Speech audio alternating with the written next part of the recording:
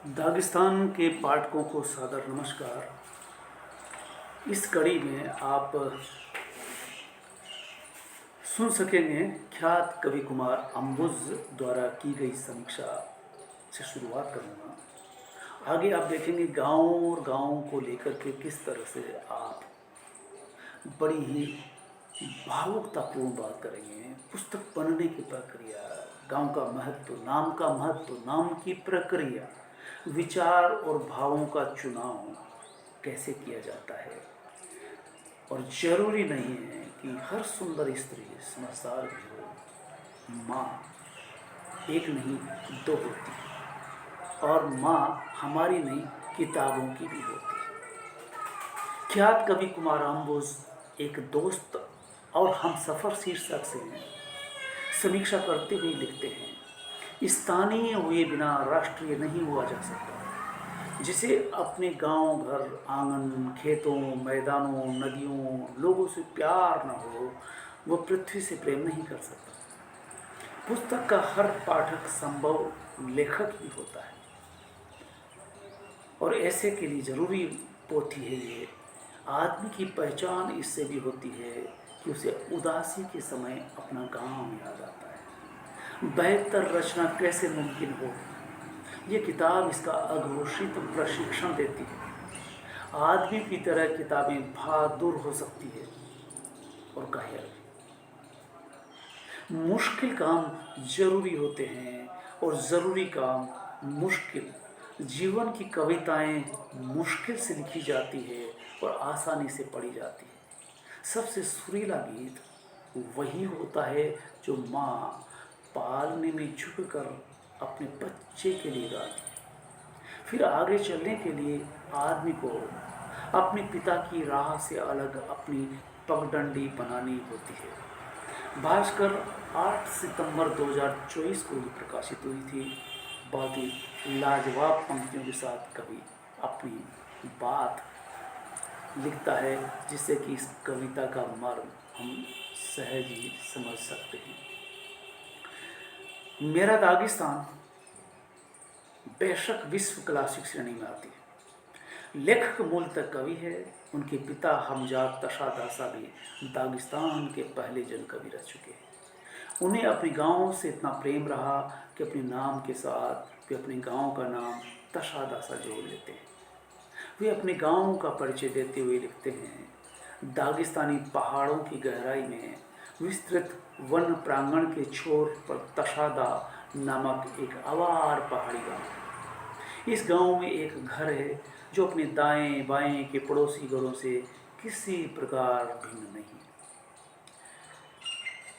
पुस्तक गांव के बारे में हो तो गांव का अनुभव आम आदमी से बढ़कर होना चाहिए। लेखक के पिता ने दागिस्तान से लेकर मास्को तक यात्रा की है, लेकिन रसूल हमजा तो जो बहुजातीय सोवियत संस्कृति के प्रमुख प्रतिनिधि हैं, दुनिया के लगभग सभी देशों में हुआ है। कवि के 40 कविता संग्रह आ चुके हैं। उनका नाम दूर दूर तक रोशन है। जन कवि की उपाधि से सम्मानित हो चुके हैं। दुनिया की अनेक भाषाओं में कविताएं अनुदित हो चुकी है। लेखक की ये पहली गद्य पुस्तक है जो 2 खंडों में आत्मकथात्मक रूप में प्रकाशित होती है। पुस्तक पाठक के लिए चुनौती बनी रहती है। व्लादिमीर सोलोउखिन लिखते हैं, ये पुस्तक पढ़कर कोई भी पाठक निश्चय ही ये पूछ सकता है, ये तो प्रस्तावना हो, स्वयं पुस्तक कहाँ है। लेकिन जब पाठक ठीक से गुजरता है तो लगता है कि भावी पुस्तक के बारे में गहरा और बेजोड़ चिंतन हुआ है। पुस्तक में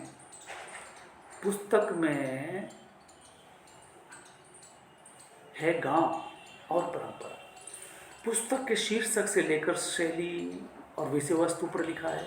अंततः गांव केंद्र में रहा है। ये पुस्तक आत्मकथात्मक है जो कई बार आत्म स्वीकृति का रूप ले लेती रही। इस पुस्तक का महत्वपूर्ण पक्ष है कि यह जीवन की प्रस्तावना है।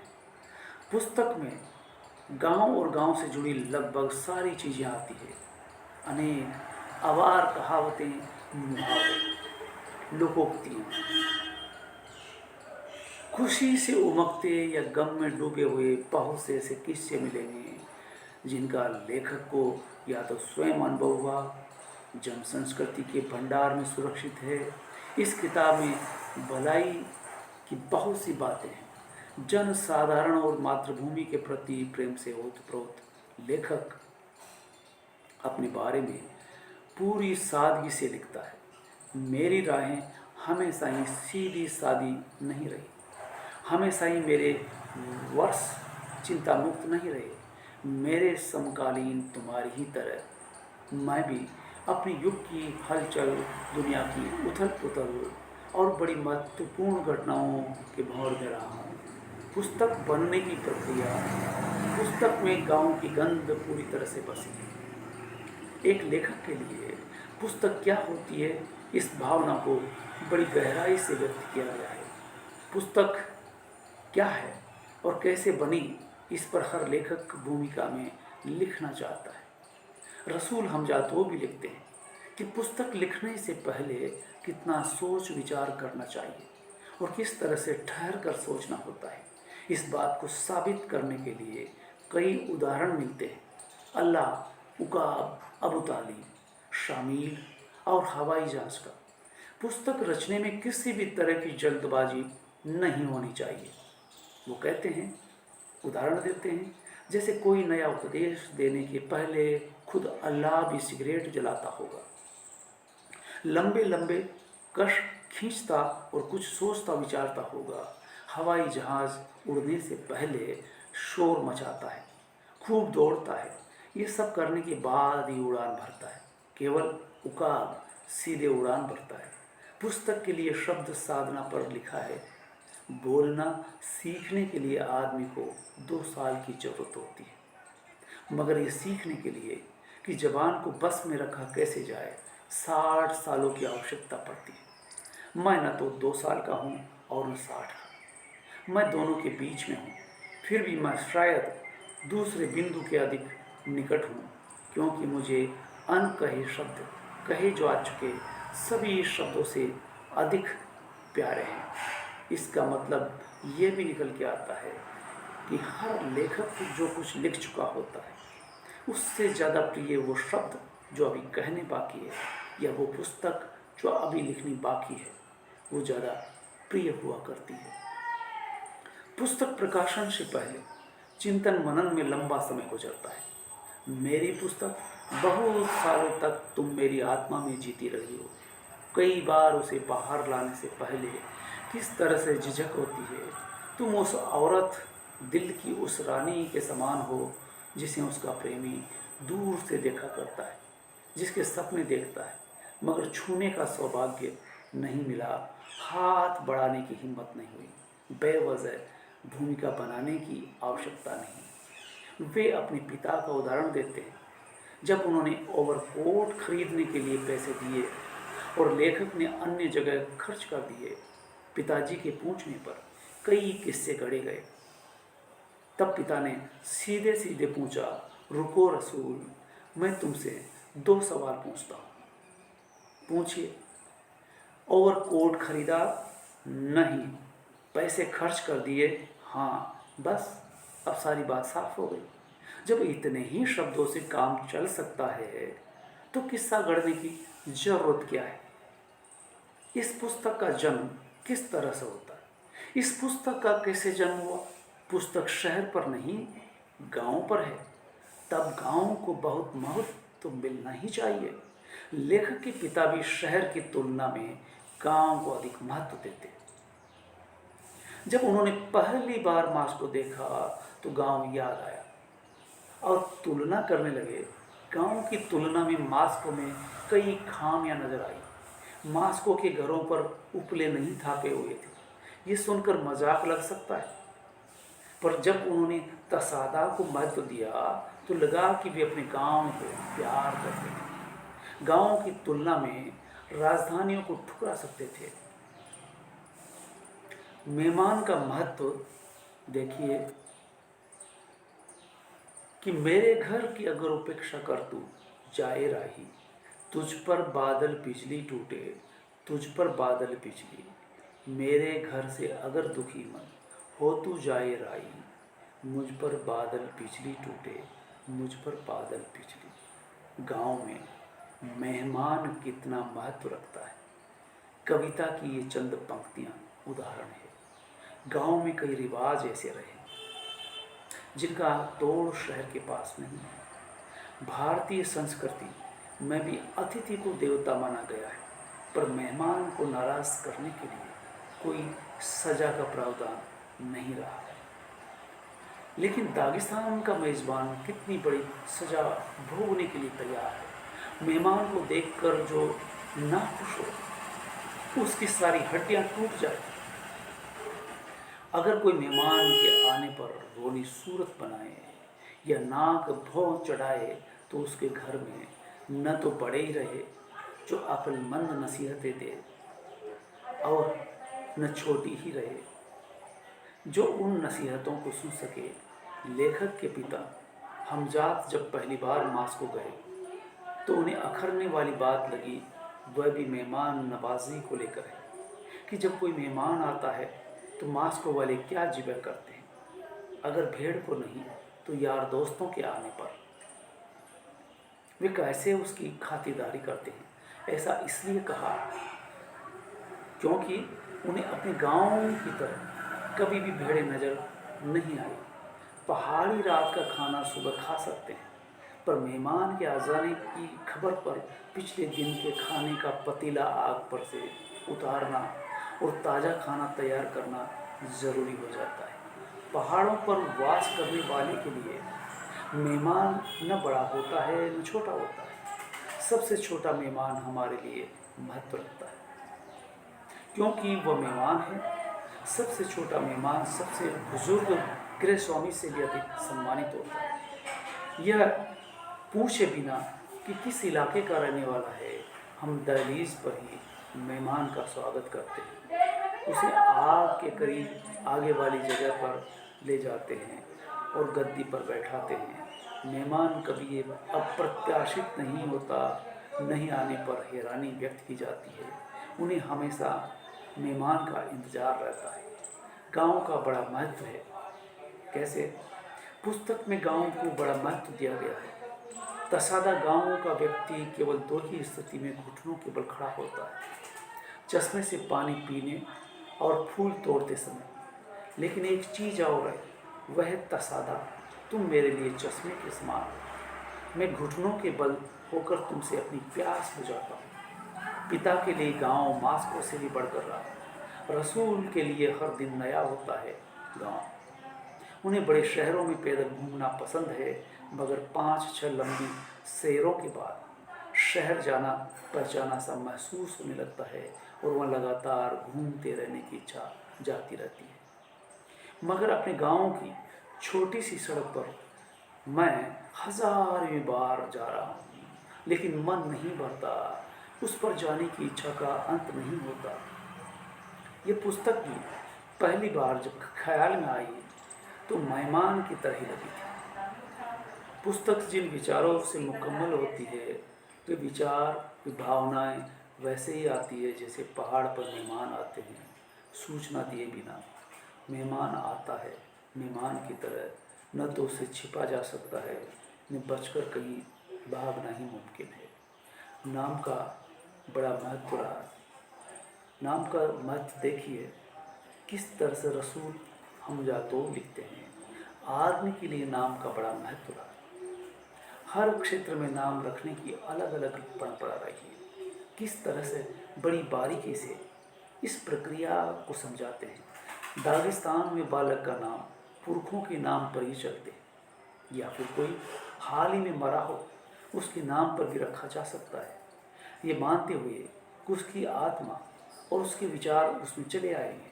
पहाड़ी आदमी के लिए टोपी और उसका नाम का महत्व रहा है। जब बड़े बेटे का नाम रखने का समय आता है तो सबको पता होता है उसका नाम क्या होगा। कितने बेहतरीन अंदाज में लिखा है। जेठे बेटे का नाम तो उसके पैदा होने के बहुत पहले ही सारा गांव जानता था। वह इसलिए कि उसे तो उसके स्वर्गवासी दादा का नाम दिया जाना चाहिए। गांव के हर आदमी को याद था और इसलिए सभी यह कहते थे कि जल्दी ही हम जातों के घर में मोहम्मद पैदा होगा। जिसका नाम उसे मिलता है उसकी खूबियाँ भी उसमें आ जाया करती है। दूसरे बेटे का नाम दूसरा तरीका है। रिश्ते में कोई हाल ही में मरा हो उसका नाम रखा जाता है। लेखक के नामकरण का जब अवसर आया तब आसपास या नज़दीकी ऐसा कोई रिश्तेदार नहीं था जिसकी हाल ही में मौत हुई हो और वो नेक दिल आदमी हो ताकि आने वाला बालक कुछ वैसा ही हो। इसी उम्मीद के साथ नाम रखने की रस्म अदा करने के लिए गांव के सबसे बाइज्जत लोगों को अपने घर बुलाया जाता है। वे घर में आकर बड़े इत्मीनान और शान से ऐसे बैठ गए मानो सारे मुल्क की किस्मत का ही फैसला करने वाले हों। लड़की और लड़के के नाम में उनकी प्रकृति के अनुसार बड़ा फर्क होता है। लड़की का नाम सितारे की चमक या फूल की कोमलता जैसा होना चाहिए। मर्द के नाम रखते वक्त ये ख्याल रखा जाता है कि तलवार की टनकार और किताबों की अक्लमंदी को अमली शक्ल मिलनी चाहिए। लेखक के कान में रसूल नाम फुसफुसाया गया।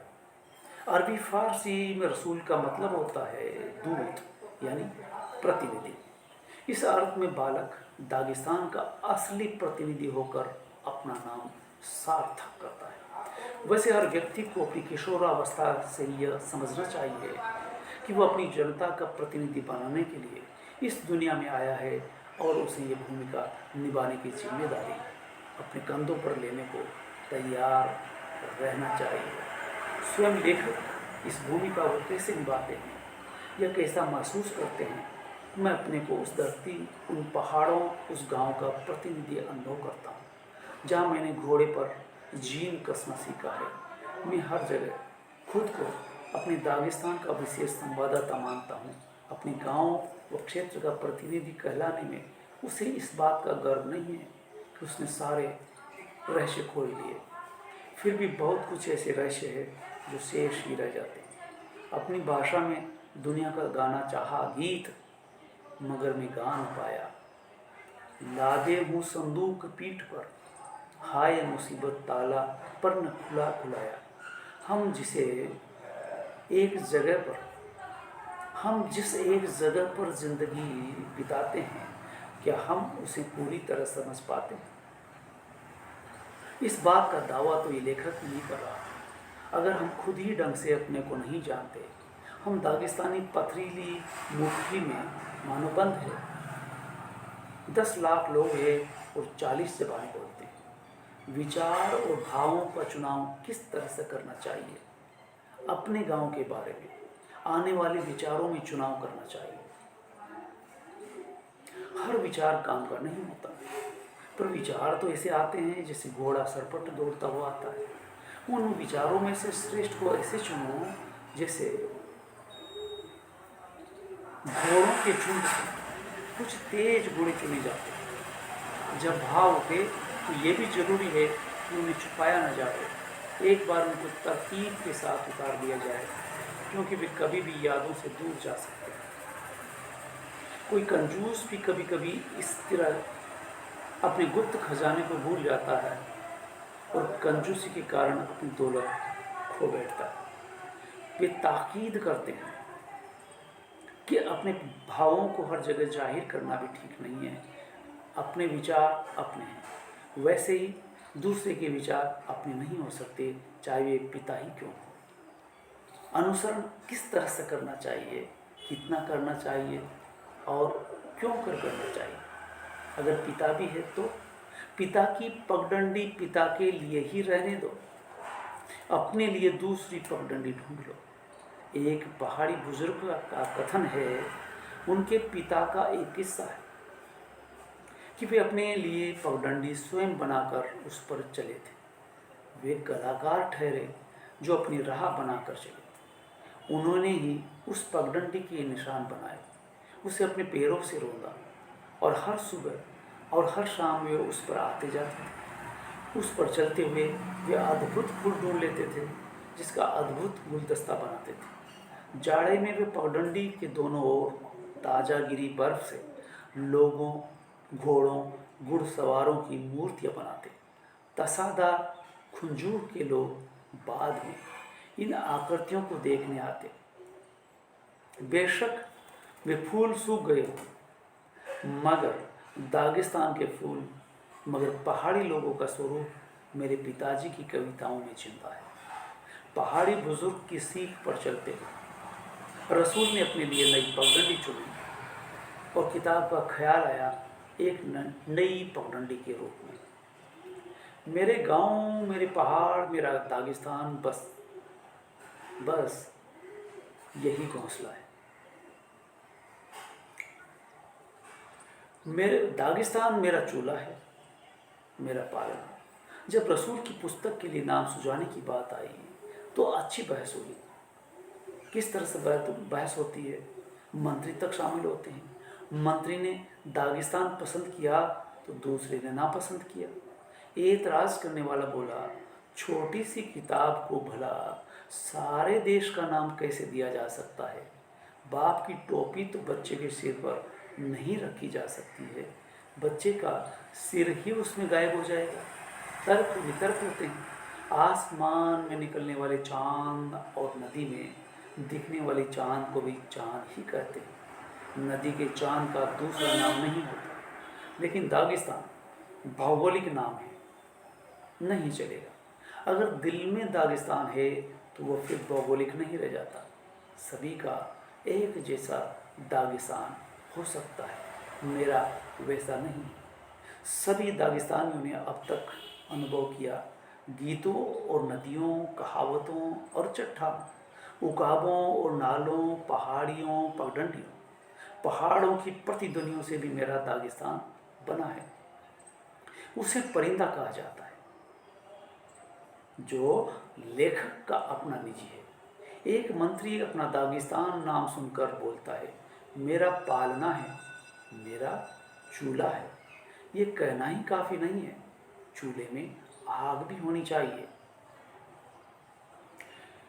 वैसे ही दागिस्तान कहने से कुछ नहीं होता, इन शब्दों की तहों में कोई विचार, दागिस्तान का भाग्य, उसका आज का दिन भी होना चाहिए। तुमने सीना तो बना दिया, तुमने सीना तो बना दिया, उसमें धड़कन नहीं है। एक युवा आकर कविता में अपनी राय देता है, जब तक कोई बैठा है हम जान न पाए, लंगड़ा है वह या कि नहीं है वह लंगड़ा। जब तक कोई चुप रहता हम जान न पाए, सच्चा है वह या कि झूठ उसका धंधा। किताब का शीर्षक स्वीकार लिया जाता है, मेरा दागिस्तान। अबू तालिब ने कहा, टोपी तो उसने लेव तोल्स्टॉय जैसी खरीदी है, मगर वैसा सिर कहाँ से खरीदेगा? पुस्तक पर विचार जब करते हैं तो किस तरह से विचार सामने आते हैं। इस पुस्तक के रूप पर विचार करते हुए वेशभूषा, औरत की प्रकृति और कविता आदि के उदाहरण दिए जाते हैं। असमंजस किस तरह से लेखक को होता है। पड़ा रहेगा सदा म्यान में जो खंजर, जंग उसे लग जाएगा।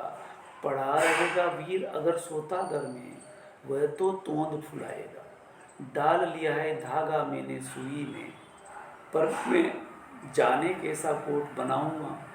तार कसे कर लिया उन्हें सुर में मैंने, पर मैं जाने कैसा गाना गाऊंगा।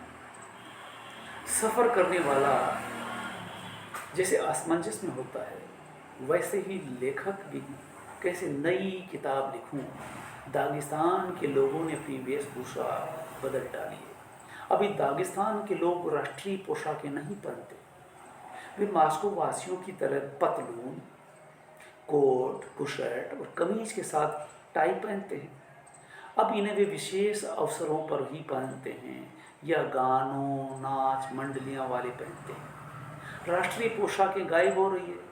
मैं यूरोपीय सूट पहनता हूँ। मैं भी पिताजी का चेर कैसी कोट नहीं पहनता। मगर अपनी कविताओं को आकृतिहीन सूट नहीं पहनाना चाहता। मैं चाहता हूँ कि मेरी कविता का हमारा दागिस्तानी रूप ही हो। जरूरी नहीं है सुंदर नारियां समझदार भी हो। कैसे? पहाड़ों में पोशाक से आदमी का और घोड़े से सूरमा का पता चलता है। कितनी ही अच्छी साज सज्जा भी बुरी किताब को नहीं बचा सकती। जो कविताएं आसानी से लिखी जाती है जो कविताएं आसानी से लिखी जाती है उनका पढ़ना मुश्किल होता है। जो कविताएं मुश्किल से लिखी जाती है वे पढ़ने में आसान होती है। अक्सर ऐसा होता है। अक्सर ऐसा होता है कि सुंदर नारियां समझदार नहीं होती।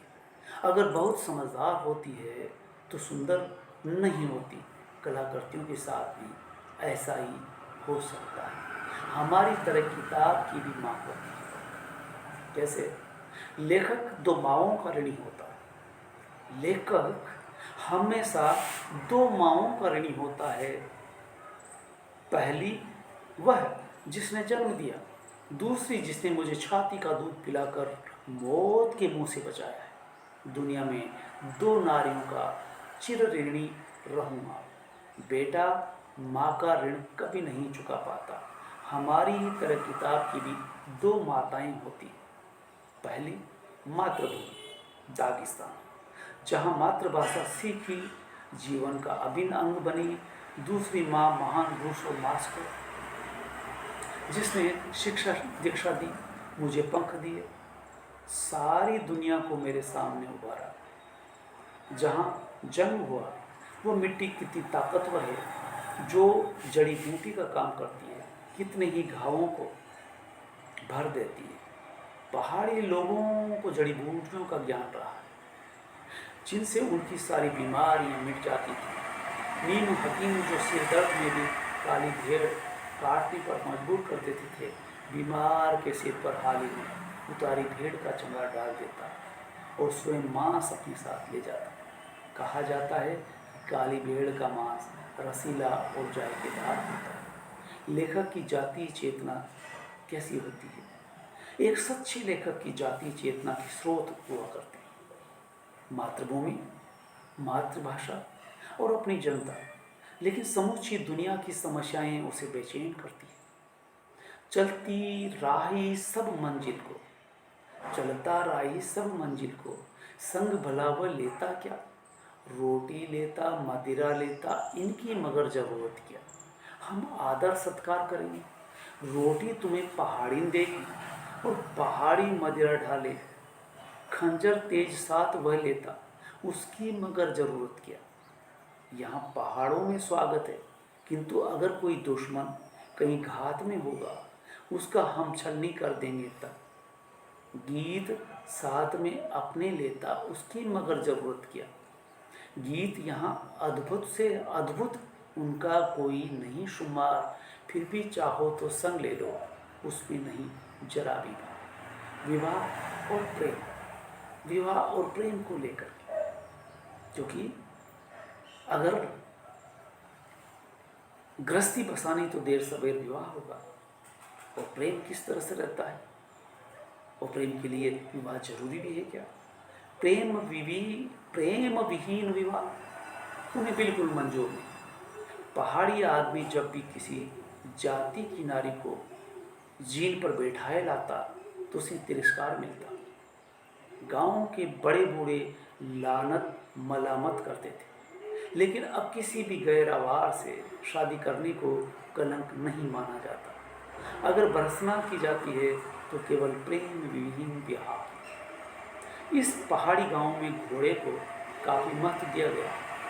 घोड़े को किस तरह से महत्व मिलता है? एक कहावत चलती है, उस जवान की बीवी उसे छोड़ जाए जिसके पास घोड़ा नहीं। ऐसा भी कहते हैं कि उस जवान की बीवी जो उसे छोड़ जाए जिसके पास घोड़े का चाबुक नहीं। ये चाबुक महिला को नियंत्रण में रखने का हथियार माना गया है। दागिस्तान औरत किसी भी अर्थ में भारतीय औरत से आज़ाद नहीं ठहरती, क्योंकि भारत में भी पुरुष को स्त्री पर नियंत्रण रखने के लिए कोड़े की बात, डंडे की मार, हाथापाई करना, ये सब बताया गया है। तो इस अर्थ में हम समझ सकते हैं कि स्त्री की स्थिति मेरा दागिस्तान में रसूल हमजा तो जिन शब्दों में व्यक्त करते हैं। अब हम कुछ अंतिम बात करते हुए आज का एपिसोड खत्म करेंगे। लेखक के लिए भाषा का क्या और कितना महत्व होता है। एक लेखक के लिए शब्द, जाति और भाषा का बड़ा महत्व होता है। जो कोई भाषा बिगाड़ता है तो उसे मार खानी पड़ सकती है। जालातूर वासी द्वारा गाने वो भाषा के साथ खिलवाड़ करने वाले गीतकार की तरह पेज नंबर 73 पर पढ़ सकते हैं। लेखक के लिए भाषा जैसे किसान के लिए खेत होता है। लेखक के लिए भाषा का वही महत्व है जो किसान के लिए खेत का होता है। शब्द कितना ताकतवर है, शब्द बड़ा ताकतवर है। जबान से निकला हुआ शब्द तो तंग और खड़ी पहाड़ी पगडंडी से खुले मैदान में उतर आने वाले घोड़े के समान ही है। पूछा जा सकता है कि क्या उस शब्द को दुनिया में भेजना ठीक होगा जो दिल में से होकर नहीं आया। महज शब्द नाम की कोई चीज़ नहीं है। वो या तो शाप है या बधाई, सुंदरता है या पीड़ा, गंदगी है या फूल, झूठ है या सच, प्रकाश है या अंधकार। बहुत पहले बेशक आवार भाषा जो इतनी क्षमता नहीं थी कि साहित्य रचा जा सके। इस पर रसूल लिखते हैं, ऐसा नहीं मानता। हमारी छोटी जाति की भाषा इतनी समृद्ध नहीं है, मगर मैं तो अपनी भाषा में जो चाहूँ वही कह सकता हूँ और अपने विचारों और भावनाओं को व्यक्त करने के लिए मुझे किसी दूसरी भाषा की जरूरत नहीं। इस कविता की पंक्ति के साथ आज के पाठ को यही विराम देंगे। वो लिखते हैं भाषा को लेकर के, भाषा ज्ञान के बिना कविता रचने का निर्णय करने वाला व्यक्ति उस पागल के समान है जो तैरना न जानते हुए तूफानी नदी में कूद पड़ता है। तो साथियों, ये था पहला पार्ट। अगले पार्ट का आप इंतज़ार कीजिए, लेकिन मैं उम्मीद करता हूँ क्या ये मेरा वाचन कुछ चंद चुने हुए शब्द, चुने हुए वाक्य, चुने हुए उद्धरण जो मेरा दागिस्तान के एक खूबसूरत गुलदस्ते की तरह आपके सामने क्या मैं पेश कर सका हूँ। आपकी राय का इंतज़ार रहेगा। धन्यवाद।